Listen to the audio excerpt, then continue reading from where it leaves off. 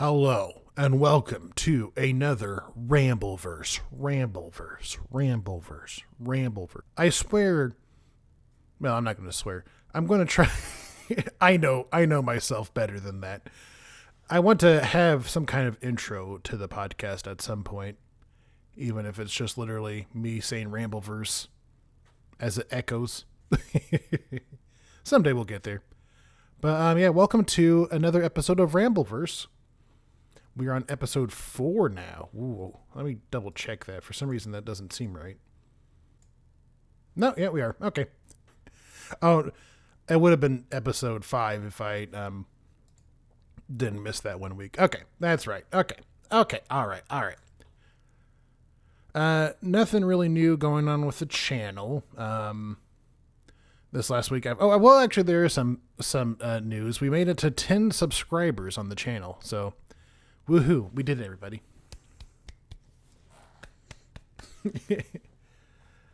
I just randomly, while I was like editing videos one night, I was like, I'm gonna just tweet out and try to push for like 10 subscribers because we were hovering at like 7 or 6 or something. So I posted it on all my social media, and we got to 10 subscribers. So that's pretty cool. So yeah. For this week, we're going to have a full week. Monday, Wednesday, Friday, Monster Hunter videos. Tuesday, probably Shadows of Doubt. And Thursday's I'm finally going to drop the first episode of Bomb Rush Cyber. I'm going to keep pushing through those two games for a while. I think once I kind of get adjusted to, like, I just finished my training this weekend for my new job. I just finished training for my new job this weekend, and so I should be starting within the next few days or not. Once I kind of get settled into that, I'll be releasing videos 6 days a week. It'll probably be like, Monster Hunter Monday, Wednesday, Friday. Then Shadows of Doubt will probably be like Tuesday and Saturday. And then Bomb Rush Cyberpunk will be Thursday. Only because I think it's going to take longer to finish Shadows of Doubt than Bomb Rush Cyberpunk. Let me know what you think in the comments down below if I should do 3 videos or 3 series or 2 series or what. For now, I'm just doing 2 just to kind of finish some of the stuff that I've started and, other stuff. But yeah, this week will probably be another quick week. Well, I keep saying that, but they're always around like the same amount of time. But really, I just don't have a lot to talk about with the games I've played, and also not a whole lot of news. So, some fun stuff, but we'll be in and out of here before you even know it. So let's get into the games I've played this week. That's the wrong intro, but still. I have updated the little text on the bottom now. This is just for the YouTube viewers, but I forgot that I could just do this inside of OBS instead of having to edit it. So you won't be able to see, you won't be as surprised about what I'm going to talk about, but I like the font better.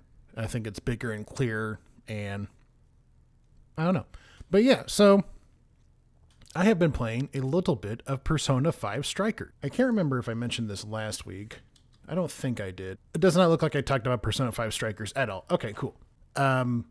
So yeah, like in my free time, I randomly one evening, I was like, I really want to play a Musou game. A Musou? Musou? I hope it's Musou. And I hope I'm saying it right. So yeah, I was on the hunt for a Musou game, but I didn't want to get away from the PlayStation. Like, I know a good one is like the first Hyrule Warriors or the second Hyrule Warriors. One of those two are pretty good. I need to play the good one at some point. And so I was kind of like looking through the PlayStation store, and they were selling all these older Musou games for like full price. And I was like, nope, not dealing with that. Let's see what I have. Surely in the history of PlayStation Plus games and things I've bought that I must have bought a Musou game at some point. And turns out I got Persona 5 Strikers. I think it came with a PS Plus thing at some point. I played a little bit of Persona 5 Strikers when it first came out. No, I think it was a little bit after it came out on the Switch. And I played it for a little bit, but I stopped using my Switch. I need to use my Switch more, but actually me and the wife are playing through Mario Wonder currently, but we really haven't played a whole lot of it, so I didn't want to talk about it. But so long story short, I started playing Persona 5 Strikers, and that is a Persona-ass game, but the combat I like a lot more. With like what I mean by that, like if you've never played Persona or any of the Persona games, Persona 5 is a pretty hot game. I really enjoy it. I played through Persona 4. I have not played through Persona 3. I started Persona 1, but I was like, eh. It was like one of those dungeon crawler games. Maybe at some point I'll get into it and try to play it, but for now, I don't think we're going to play that. But, so Persona 5 Strikers is a Muso game, but you have like, kind of like in the Persona 5 game, you have like special abilities with your teammates, like you can do like special combos and stuff to basically increase like your special Muso attack. And you just can use personas. Like you have like, you can use like the abilities of your persona. So it'd be like if it would be like a normal Muso game, like what if you played Dynasty Warriors, but you had like a stand or something that could use like magical abilities and special abilities. And this would be Persona 5 Strikers. And I really enjoyed it so far. I think I'm almost halfway through the game. I just know like the game kind of ends around August 30th and I'm on like August 13th or something like that. It's a lot of fun. I really enjoy playing through the game. There's 2 new characters in this. One is Sophia. She's kind of like one of the inciting incident thing where you I'm kind of all over the place about this. I don't know. So I guess for the story of Persona 5, this will help explain the Sophia character. Persona 5 Strikers takes about 6 months after Persona 5, and like everybody's on their summer vacation, and you all decided to meet up in somewhere.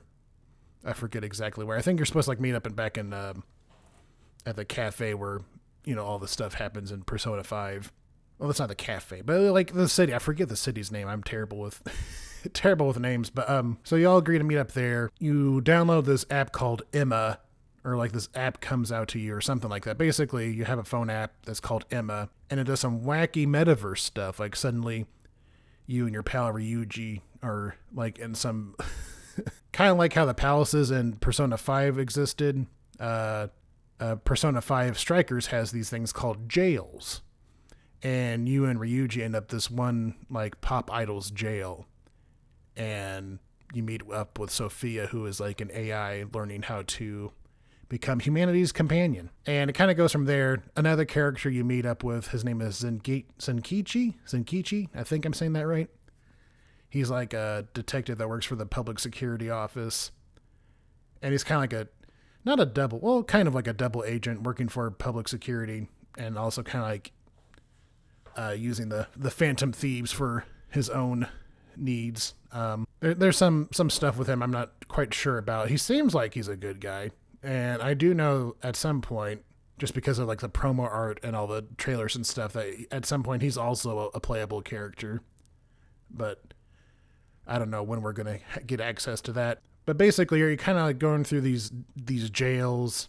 Much like Persona 5, you go through these jails. You open up this locked cage that has like the person whose heart you're trying to change, and each person you kind of are fighting against has something to do with like a character in your party. So like the first one, the pop idol Anne in your party, Anne Tamaki, I think her name is. She kind of has like a sense of camaraderie with her, like learning how like to deal with bullying because of your appearance or whatever. And just typical mean girl shit. The second one, Yusuke, kind of deals with like an artist type who necessarily did not really earn his laurels for being so good at the art that he does. And it goes on and so forth. But so I'm about halfway through. I really enjoy the system. You can go to like any of the jails you visited before, kind of grind through them if you want. You can do these things called requests that allow you to get special items and like special bond stuff. Bonding, like bond, I mean like bonding with your teammates, not like James Bond. I know, it's a lot of fun. I will let you all know more about it once I have finished it. But all in all, a pretty good Muso game, like a really complex Muso game, which, you know, that's Persona for you. It was a very complex RPG game. Also, in per Persona fashion, the music is fantastic. I love the music. Some of it is just like remixes of the Persona 5 soundtrack. But yeah, Persona 5 Strikers, pretty awesome. Like I said, once I finish it, I will let you know more about it. But you shall see. I think I'll be able to finish it sometime this week. I will certainly try. And there's one other game I wanted to talk about. And the other thing I want to talk about, which I forgot about this game completely. I'll post the 2 videos I have of me playing it this week instead of the regularly scheduled content that I have. But I played a little bit of Enshrouded. I've only played like 3 hours of it or so, right around there. It was part of the Steam Next Fest demos. And it's really interesting. It's a really cool game. I'm not for sure about the story. The story's kind of like, oh, you're the Flameborn or something. Emberborn, I think, or something like that. And basically, you're trying to clear the shroud that is enveloping the lands of where you are at. The combat and like most of the traversal stuff is played like a Zelda game, like one of the new Legend of Zelda games, like Tears of the Kingdom or Breath of the Wild. I think I've talked about it a little bit before, actually, now that I've said that out loud. Okay, I have. All right, so I guess I won't really talk about how the game is, or like I won't get too much more. I'll just talk about my experiences more. It's a lot of fun. I really enjoy the base building. I really enjoyed the combat and like the traversal system and whatnot. I got to the part where like you're in like you actually enter a dungeon, and the dungeon was fine. It was fine until it wasn't, which means I played through the dungeon and then like the game crashed, and I really didn't feel motivated to figure out what else was there, because I don't know, something about the dungeon was kind of just bland to me. Like, there's not really, I guess. Sorry, I'm all over the place tonight. The dungeon in this game is kind of like a weak version of like a Zelda dungeon, and Zelda dungeons, are hit or miss or whatever. I think part of that is just because of like the way the game is, like the engine it is in. You can't really like get too complex with all this stuff, You can't have like a hook. You have like a hook shot thing, but it's not necessarily like the one in Zelda. Really, out of if I'm gonna like knock this game down at all, it would be just the dungeon seems kind of boring. That's really about it. But yeah, I really enjoyed it. It's a fun game to play. I'm definitely gonna check it out when it comes out.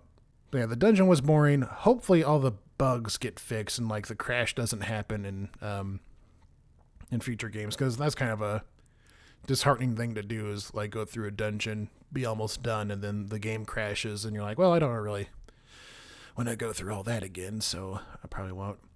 And I feel like this game probably gets a lot more from like having friends and stuff to play with. So but as like a solo experience, it was pretty enjoyable too. I really enjoyed it. I can't wait to see what else they do with Enshrouded. But yeah, the 2-part of that will be out this week. And I think that'll be it for the Steam Next Fest demos. I was going to release some of the stinkers I played, but I feel like that's not really going to add to anything, if that makes sense. A bad game is a bad game. There's really not much to say about it.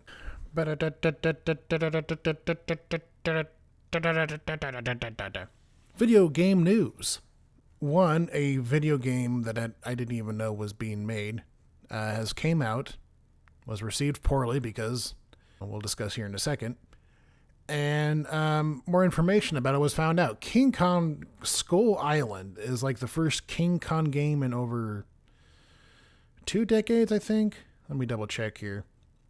The last game featuring the famous giant ape was 2005's Peter Jackson's King Kong, the official game. I forgot the full title of that game was called Peter Jackson's King Kong, the official game of the movie. So not quite 20 years, but almost 20 years. We're, two years shy. So, oh wait, hold on. I guess it's called Skull Island Rise of Kong. Let me adjust that real quick. Okay, there we go. So Skull Island Rise of Kong came out, was received very poorly because of numerous things. The quality looks terrible. Like the graphical quality of the game is atrocious. I saw like a clip of it and I thought like, oh, this is like some weird 3DS King Kong game that was released 100 years ago. Nope, this is a game made in 2023. Let's see here. It's just, overall just a terrible looking game. Awful cutscenes, bad visuals, very bland gameplay. And it turns out there's a reason for it. Besides, so it's not like it was like worked on for years and it came to be this quality. Let's see here. In a new report from The Verge, developers from Iguanabee, a small indie studio that made the game. Developers from Iguanabee, a small indie studio based in Santiago, Chile, spoke anonymously with the outlet. Well, I guess they didn't really speak very anonymously, unless I guess you don't get like the source of the person. But anyways, explained that Skull Island's publisher, Game Mill, which is a hilarious name considering the details of the story, gave the team only 1 year to develop the game from scratch. And this is a quote from them. The development process of this game was started in June of 2022 and was aimed to end on June 2nd of this year. So 1 year development process, said one dev behind the King Kong game.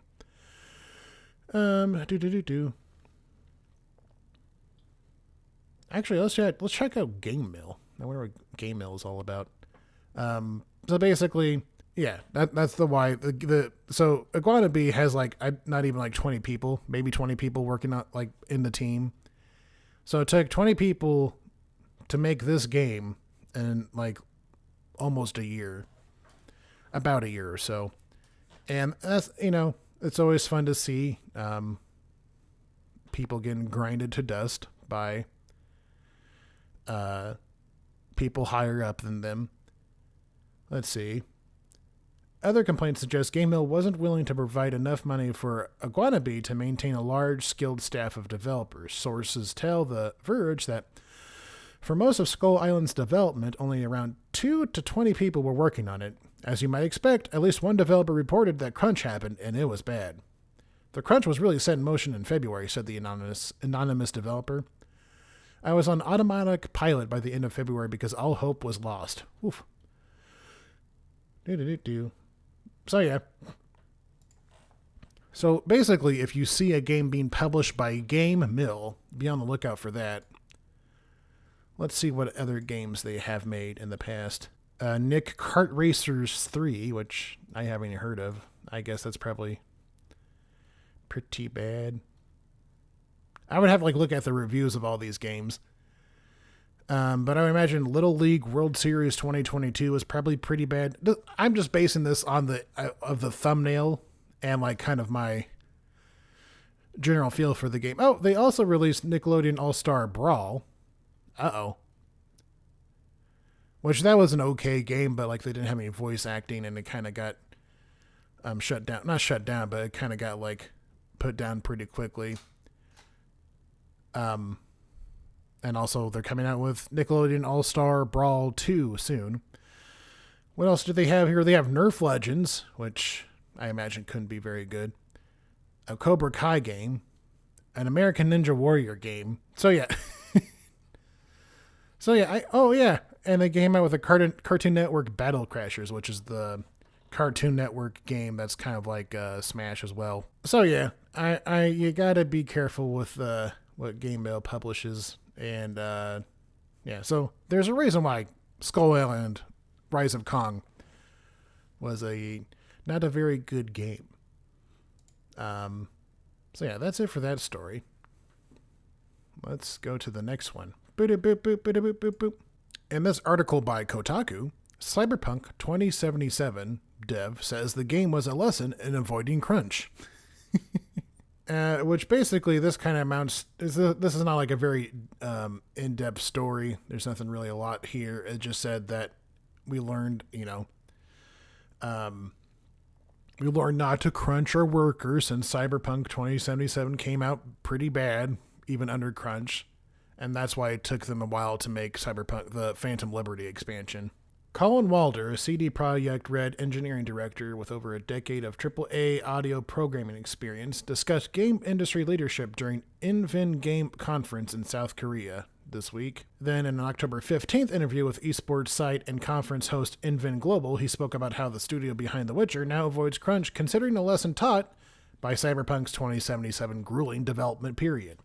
Goes on to say, every time we delivered something, it was intense, Walter said. It was always like, okay, how are we going to do this? And then somehow we achieved that. Prior to Cyberpunk's launch, Bloomberg reported, CDPR made 6-day work weeks mandatory, acknowledging that crunch should never be the answer, but we've extended all other possible means for navigating the situation. Things are different now, Walter said, because they had to be. He goes on to say, the morale took a significant hit, that's clear, he said about Cyberpunk's development. The crucial thing was to acknowledge what happened. We had to admit that the outcome wasn't what we hoped for, and that we were determined to change things. But it's one thing to say it, it has to be put into practice, Actions speak louder than words. That's very true. They don't really come up with a solid answer. He goes on to say, instead of reverting to crunch, Walter explained, we might say, let's adjust the schedule, or let's approach this differently. Once this becomes a repeated behavior, once the team sees a genuine effort to prevent crunch, that's when trust and morale starts to rebuild. People need to see it to believe it. Which is hilarious considering all of the layoffs they have done this year, and definitely interesting to see, or definitely interesting to hear, since all the devs for CDPR made a union, or started a union last week or so. So we'll see. We'll see what happens. This might be just like a thing of the news cycle. This might just be a happy circumstance. But it seems like CDPR keeps coming up in like the news and stuff. And yeah, I can't really pin that on like if it's just because, Phantom Liberty came out, so they did like a whole PR run, or it's just like the news cycle itself being like, all right, everything that's involved Cyberpunk 2077 is hot right now. Let's just get all the CDPR news. It could be both. I don't know. So the engineering director at CD Projekt Red says, you know what, guys? I think crunch is bad. We shouldn't do crunch anymore. And hey, you know what? Good for them. Good for them figuring it out now. Good for them not thinking, is it bad to make our people work 6 days a week without seeing their family and friends and stuff? I mean, they should enjoy staying here at work all the time, right? I'm not crazy, am I? Like, that seems reasonable, right? Gotta love capitalism. All right, hopefully CDPR stays out of the news for a while, but we'll see if that happens or not. And probably the most important news to come out this week. It has happened, folks. It has officially happened. Somebody in the year of our Lord, 2023, bought a brand new Wii-U. Somehow. Like these, like, I can believe it because you see like some pictures of like some stores holding on to like really old game consoles or video games or something. Probably stock that they haven't been able to get rid of. But the official source of this is another Kotaku article. And yep, I kind of guess stole the thing from them. In the year 2023, one new Wii U was sold. It doesn't say where it's from, but basically, someone basically the person that wrote this article got their information from a tweet or an X or whatever it is now, from Matt Piscatella, executive director at Circana, formerly NPD, And his tweet goes on to say, one new Wii U was sold in the US in September. First time a new Wii U sold since May 2022. Last time a new Vita unit was sold was in November 2021 when 3 were purchased. Is any of this at all meaningful? No. Sales fun facts that do not matter. So yeah, somehow, somebody bought a Wii U, a brand new Wii U. Now that's completely different, like an in-box, brand new Wii U. It's amazing that that like you could even find one, because the Wii U wasn't really that hot when it came out, and it was received poorly even later on in life. So I'm just impressed that like there's still one out there. Who knows? Maybe there's another one. Maybe somebody has like it's like some Blockbuster that has a U. Well, I guess that wouldn't be a brand new Wii U. Maybe a Menards has one hidden somewhere. Who knows? The Wii U I thought was an interesting idea. I just don't think, I guess they did enough with like the handheld screen system thing. Like most of the time it was just used as like a giant controller that had like a map function for the screen. Nintendo Land, I think is what it was called. Wii U Land, something like that. They did a lot of stuff for like the Wii U screen. And there was other games that did it bad, like Star Fox Zero, I think. Let me look it up real quick. Star Fox Zero? Yeah, so Star Fox Zero, it had like, I remember playing the demo for it 100 years ago. I was like, oh hell yeah, Star Fox game. You had to like aim the gun for the ship with the controller. So you were just kind of like, always kind of like, if you can't see me, I have like my hands to my face looking directly into an imaginary gamepad, and I'm looking around trying to aim it and shoot it. It was really weird. I remember playing it was a demo. It was a Monster Hunter demo game, but I forget what the game was. And that's literally all they used the screen for, was just like a map of the area. So yeah, I mean, kudos to Nintendo for always trying to do something different, trying to like switch it up. Get it? Because their game, the Switch console. But with that, sometimes you hit and sometimes you miss, and Wii U was kind of a miss. I think it was a good idea, but I think it was just just a miss. So yeah, congratulations to the gentleman or person who bought a brand new Wii U. Hope you enjoy it. Hope it's everything you wished and dreamed of. All right, and for the last piece of news, we have some information about Final Fantasy XIV and the Dawntrail expansion, which is the new expansion coming out this coming summer, I believe. We finally have some information about the new job that they were teasing. It's called the Viper. And that's it. No, hold on. I'm trying to find like the information for Viper itself here. Okay.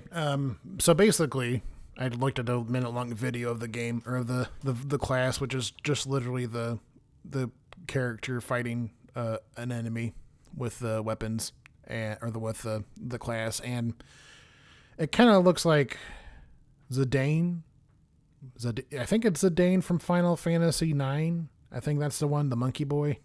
Basically, it's a dual sword melee class that uses 2 swords, and then you can kind of combine the swords and use that ability to lots of fast strikes. Like it resembles kind of like Ninja, which I think Ninja also uses 2 daggers or whatever. So instead of daggers, you got one-handed swords, and you're doing all kinds of crazy stuff going on there.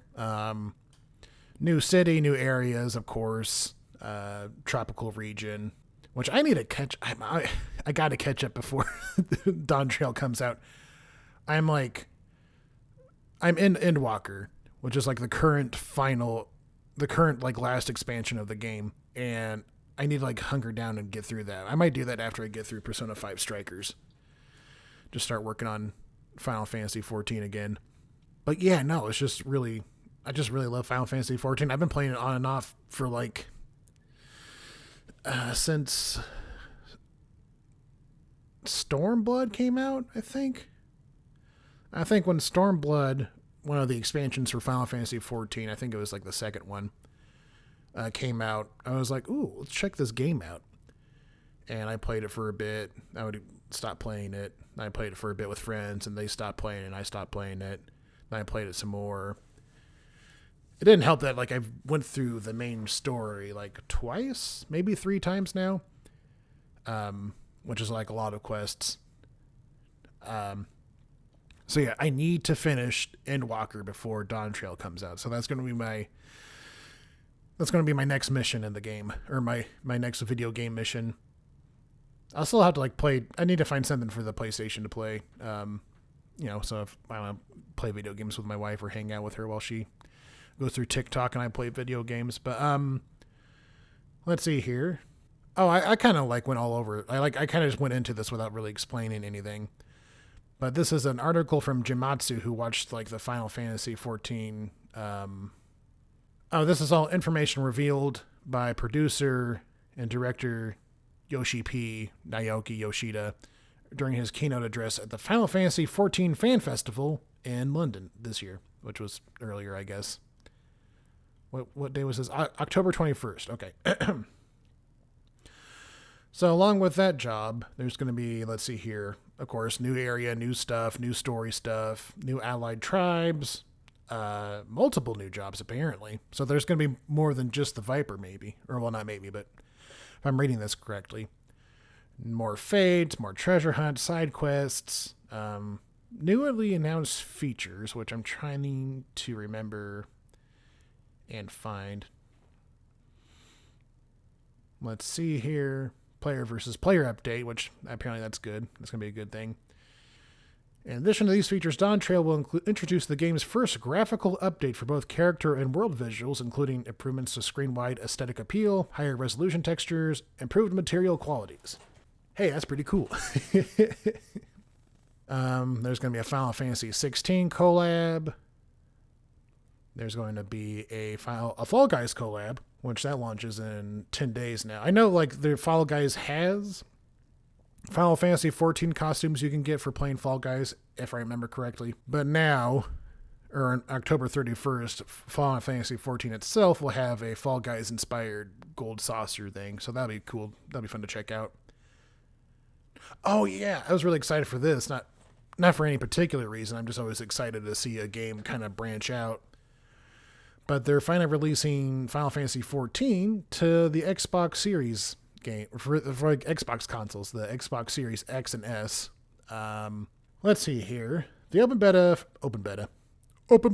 the open beta for the Xbox Series X or S version of Final Fantasy XIV Online is due to launch between mid-January and February 2024. Ahead of the official launch in spring 2024, players on the Xbox family of consoles will be able to experience the wonders of Eorzea for the first time in this digital-only release and will enjoy the 4K support on the Xbox Series X. More details will be shared soon. All right. So yeah, that's really all there is to this story. I'm just excited for the graphical updates. I'm excited for new classes and stuff. I really only play Monk currently, so maybe by the time, I'll have to dip my toes into the Viper or whatever classes they have for the Dawntrail expansion. But yeah, excited to see that. Really excited to play some more Final Fantasy XIV. And I think that's going to do it for this episode of The Rambleverse. Okay, we are ending the episode here. Before we head out, I just want to say thank you for watching or listening, however you are digesting this. I always appreciate you. Thanks again to everybody for getting me to 10 subscribers. It's always fun. Always fun little milestones to reach for. I think the next milestone I want to go for is 25, but I don't know what I want to do for 25 subscribers. I know I want to do like a special video or something. Maybe I will finally finish my video game Wordle thing where you kind of guess the video game based on the pictures of the game. We'll do like a giant stream of that or something. Not for sure. I'll think on it. You know, I'll keep you posted. But yeah, that's the next milestone I think is going to be 25 subscribers. We'll see how that goes. What else? So yeah, recap. This week it's going to be Monster Hunter videos Monday, Wednesday, Friday, and then Enshrouded Part 1 and Part 2 on Tuesday and Thursday. Then next week we'll get back to our regularly scheduled programming with the other videos. So it'll be Monster Hunter 3 days a week, and then Shadows of Doubt on Tuesday, and Bomb Rush Cyberpunk on Thursday. Also, if you have any comments, questions, or concerns, if you're watching YouTube, you can comment down below. If you're listening to this on the podcast, feel free to send any questions, comments, or concerns to askrambleverse@gmail.com. That is askrambleverse@gmail.com. No questions yet. Which, we just started, so that makes sense. But yeah. So, I think that'll do it. Thank you again for watching / listening, and we'll see you next time. Bye.